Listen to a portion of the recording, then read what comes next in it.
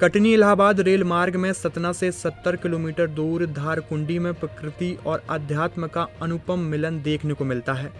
सतपुड़ा के पठार की विंध्याचल पर्वत श्रृंखलाओं में स्थित धारकुंडी में प्रकृति की अनुपम छटा देखने को मिलती है।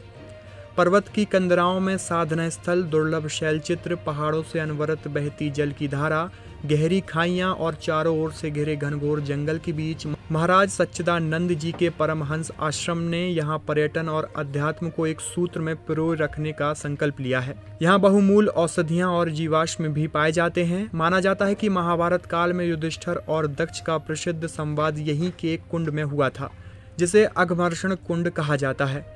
यह कुंड भूतल से करीब 100 मीटर नीचे है। धारकुंडी मूलतः 2 शब्दों से मिलकर बना है, धार तथा कुंडी, यानी जल की धारा और जलकुंड। विंध्याचल पर्वत श्रेणियों के 2 पर्वत की संधियों से प्रस्फुटित होकर प्रभावित होने वाले जल की निर्मल धारा यहाँ एक प्राकृतिक जलकुंड का निर्माण करती है। समुद्र तल से लगभग 1000 फुट ऊपर स्थित धारकुंडी में प्रकृति का स्वर्गिक सौंदर्य आध्यात्मिक ऊर्जा का अक्षय स्रोत उपलब्ध कराता है। यहाँ जनवरी में जहाँ न्यूनतम तापमान 2 से 3 डिग्री तक रहता है, वहीं अधिकतम तापमान 18 डिग्री रहता है।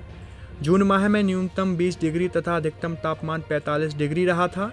योगीराज स्वामी परमानंद जी परमहंस जी के सानिध्य में सच्चिदानंद जी ने चित्रकूट के अनसुईया आश्रम में करीब 11 वर्ष साधना की।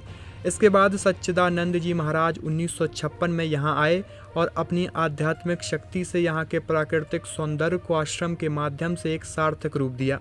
उनके आश्रम में अतिथियों के लिए रहने और भोजन की मुफ्त में उत्तम व्यवस्था है।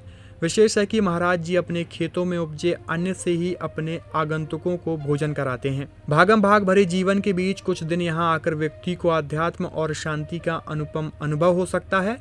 प्रकृति प्रेमी आध्यात्मिक लोग मध्य प्रदेश के सतना से यहाँ लगातार आते हैं।